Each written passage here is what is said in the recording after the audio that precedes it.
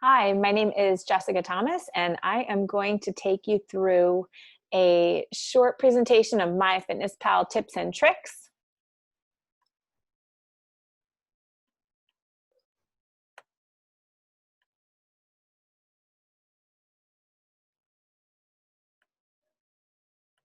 All right. So,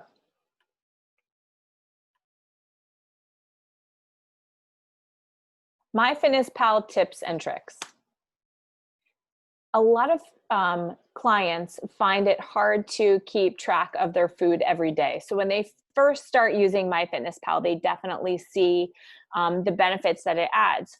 When you are putting your food into MyFitnessPal, you have additional accountability. So now you're starting to look at the calories that you're consuming in the day, the portions that you're eating, and what they mean to your total calories, your macronutrients. So how much food are you getting from proteins, carbohydrates, and fats? But at the same time, while they see the value in that data, actually putting the food in every day can get a little tedious. So there are some good tips to make it a little bit easier so that you will continue to do this across the weeks and gather the data as you track your weight loss. You are not alone. So again, the whole meaning of having a webinar means that it's a struggle for everyone. So if you feel that you're having trouble with the app or staying consistent with the app, you're not alone. All right. It's something that a lot of us, I'll speak for myself for sure. This is something, consistency with tracking food is something that I work on. The first recommendation is really keep it as simple as possible to start. Yes, you can eat a variety of foods. There are tons of options in there. You can log anything you want. Keeping it simple, especially at the beginning, is less logging and managing of food to input. So that might mean your food, instead of doing a 20 ingredient recipe, you stick to grilled chicken, roasted broccoli, and roasted sweet potato. And it's real clean. And maybe if you use a little bit of butter, you put your half a tablespoon of butter into MyFitnessPal as well that you're going to put on your sweet potato. But all in all, everything is pretty basic. Same thing would go for a snack and breakfast. Maybe you're just having toast with jelly and 2 hard-boiled eggs. Keep it simple to start. Will keep you on track. All right. Number 2 is pre-logging your food. So if you find that as you are logging, you log during the day as you eat the food. But we do have calorie targets and we do have macronutrient targets. So if you just eat as you go, yes, you're getting the data in there, and yes, you're managing to your calorie total, but you might find that it's challenging to hit those macro numbers because you go to log in dinner after you've eaten it and you realize, oh no, now I'm still under by 30 grams on protein. Or, whoa, I've gone completely over by 20 grams in my fat intake. Things like that can happen really easily. And the way that you manage that, we're going to talk about some other ways, but one is to pre-log your food. So the night before or the morning before you've eaten anything, put your food into your MyFitnessPal app. Take a look at your portion sizes and your calories and your macronutrients. Is everything adding up the way you want it to? If it's not, good news, you haven't eaten anything yet. So you would go in and adjust some quantities. Let's say you estimate that you're going to have a cup of rice with dinner, but then you look and you're 20 grams over your carbohydrate total and under on your protein. No problem. You haven't eaten it. So half a cup of rice, add 2 more ounces of chicken, and you'll have rebalanced your day before you even sit down. That's really how you get super accurate with this. And I really like to think of it as being strategic instead of reactive. If you're strategic, you're planning ahead, you're hitting your targets, and there's less stress. If you're reactive, you're letting it all up to a little bit more chance. You happen to hit your numbers, great. Or, oh my gosh, now I have to eat a protein shake at 10 o'clock at night to hit my protein target. those kind of things. That's a reactive pattern instead of getting ahead of it. So give that a try. It's definitely going to help you get more accurate with your macronutrients. Number 3 is log your primary meal first. So you see here on the bottom right, I talk a lot about meal plans. A meal plan, again, looking at strategy versus reaction, a meal plan is a strategy. Map it out, have an idea of what foods you're going to have on what day, and look at it in a week-long view. Instead of each day, what does my week look like? You can also have here, I know now I'm going to eat the same meal for dinner on Monday, and then I'm going to have it again for lunch. Put it in there and take a look at what your meal plan is.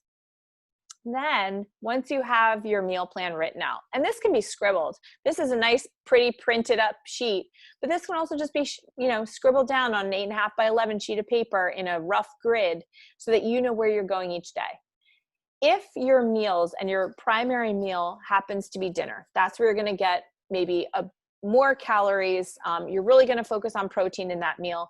Log that into MyFitnessPal first. This could also be your family meal. If you're cooking for a family and you know what you're going to have when you sit down to the dinner table, that really helps. And then maybe you're on your own at work for lunch, and the same thing, breakfast might have to be grab and go. So you put dinner in, and now you look, what calories do I have left for both snacks and breakfast and lunch? All right. So it gives you already something to work with to build those other meals in.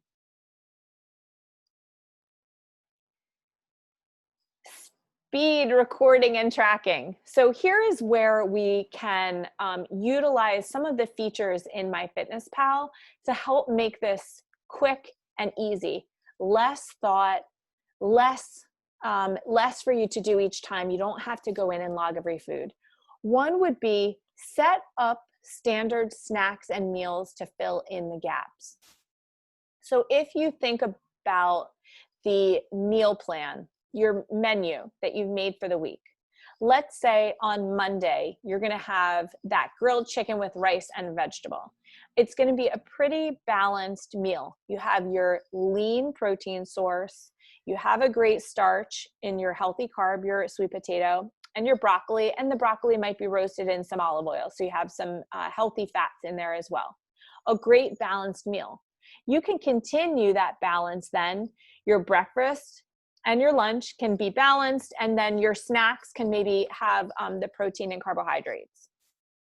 If, though, you want to use a higher fat meat at that primary meal, let's say you're making burgers. Okay, so I'm going to have a burger, which not only is going to be higher in calories, but it's also going to be higher in fat. It could be up to 30 to 50% of your fat target grams for the day. In that case, you're going to want to have protein and carbohydrate rich foods at breakfast and lunch. You can create a meal in MyFitnessPal. So you would log in your burger and all the sides, check. Then I'm going to log in my breakfast.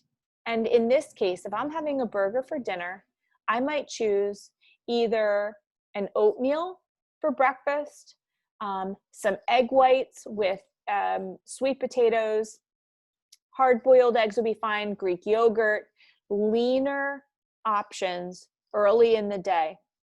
And I would label them. So once you find something, you log in your burger, you log in your lunch and your snacks, and you check back, is this balancing?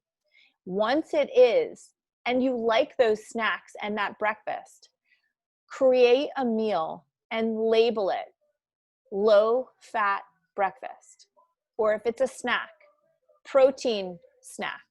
That doesn't have to just be protein, but it's protein rich, so that you know you can add it in and it's going to swing the balance towards protein or fill in the gaps of protein.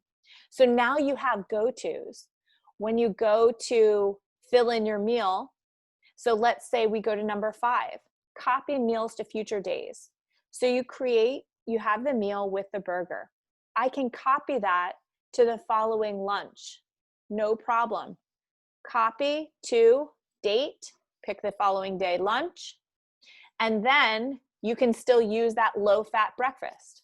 Jess's low-fat breakfast. Plug it in. I don't have to think about it. I'm logging ahead. I have my oatmeal and my scrambled egg whites on the side that I know works, gets me to my macros. Plug that in. Great. And then I'm going to choose what is my low-fat dinner going to be. And you can decide whatever that's going to be for the day. Okay, so that's how you can use a new meal, copy it forward, and then use those standard meals and snacks to fill in balance. Now, when you have your standard meals and snacks, you want it to be something that you really like. An example would be, I really enjoy a rice cake with 2 teaspoons of peanut butter on it.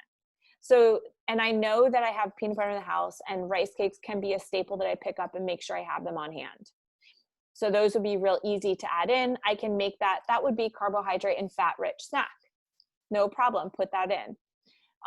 Another snack that I really enjoy is my Greek yogurt with a scoop of PB2 in it. And if I need extra protein, a half a scoop of protein. And then sometimes a tablespoon of chocolate chips. If you know me, you know I love chocolate chips. So that is a protein rich, it'll be protein and carbohydrate rich snack that I can have. And that's a standard. That's a go-to for me, so I'm going to have it. I know some of you enjoy deli meat roll-ups. So let's say it's deli turkey rolled up around a cucumber spear, and that's something that you consistently know you enjoy. Put that in there. Have those go-tos. Now, what you have to make sure is that when you go to the grocery store, you're stocking up on those basics. You know that you enjoy it, you know it works in your macros, and you know that you can have it in the fridge. Copying the meals to the future. So this would be, let's say you're trying a new recipe, but you know you're going to have that recipe 1 to 2 more times. So then you don't have to create it as a meal that you'll go to. Maybe you just, for the time being, want to make it something that you I call it blasting it out through the week. So I'm going to take the, beef and broccoli stir fry and push it forward into future days just that week. I don't need to make it a standard, but I'm copying and pasting and using the tool to make logging more convenient. Number 6 is using a food scale. So underestimating portions is a really common mistake when using MyFitnessPal. Eyeballing it. So we're using MyFitnessPal to gather data. We want to understand where are some nutritional gaps, where are your calories coming in consistently, and in order to do that, accuracy in measuring is really important. Digital scales can run about $10 to $15 on the low end, and they're fine. They're a fine resource. In MyFitnessPal, if you go into the food choice, oftentimes you are able to choose the portion and find grams. Grams combined with a digital scale is going to be your most accurate way to measure your food. Measuring food takes, it seems tedious. It seems like an extra step. Honestly, you just have to turn it on, put your plate on there, and then serve it up. Okay, it's really not that big of a deal once you get into using it. So I really encourage people using MyFitnessPal to have that tool ready for them in the kitchen. All right. Number 7, don't forget the oil. So this kind of plays into the same conversation as accuracy in measuring. It's really easy to forget to include the fat or oil or butter that we're using in the pan, in the dish, sauteing, roasting the broccoli, that kind of thing. Don't forget to log the oil. If you're making a dish and you use 2 tablespoons in a stir fry, for example, if I put 2 tablespoons of oil in my pan and I then can create 4 meals from that dish, each meal is going to have half a tablespoon of fat in it, just from the cooking method. That should all be logged when you're going back and putting the stir fry or whatever your meal is into MyFitnessPal. Don't forget. And then your last one is using an HSN recipe. So Healthy Steps Nutrition, as you guys know, is the program that we run as Renaissance Nutrition.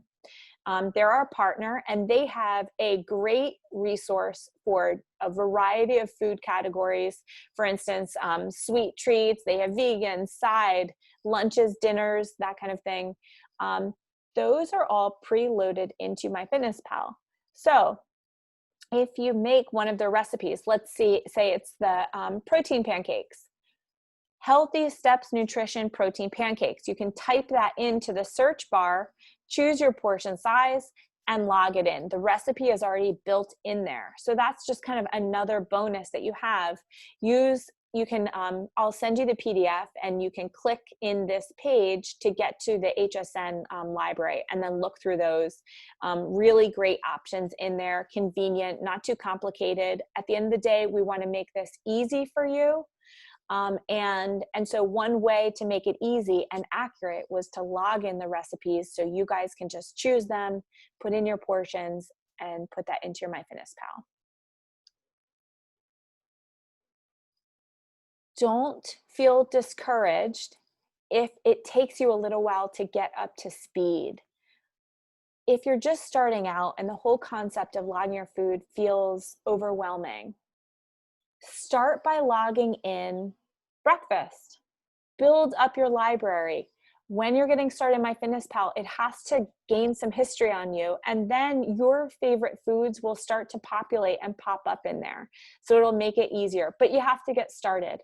So it's okay. Start with your breakfast, log it in, get used to navigating your way around, looking at what the macronutrient balance is, get used to logging it ahead of time. You also know that one of my staples is my egg muffin in the morning. Easy. I made that a favorite recipe. I can go in and push it, blast it out through the week for 3 days, and then I know that that's logged in. I don't even have to think about it, and it only takes a few clicks. So let yourself gradually get up to speed. Don't get discouraged. It does take some time, but once you get some of these tips and tricks in there, it'll be a lot less work for you. Keep it simple, get some data, and get you to your goals. If you have any questions, you can always message me in our Facebook group, or you can email me, jessica@crossfitrenaissance.com. And if that is everything, thank you so much. Here to help you. So please reach out if you're having any trouble with MyFitnessPal. Thank you.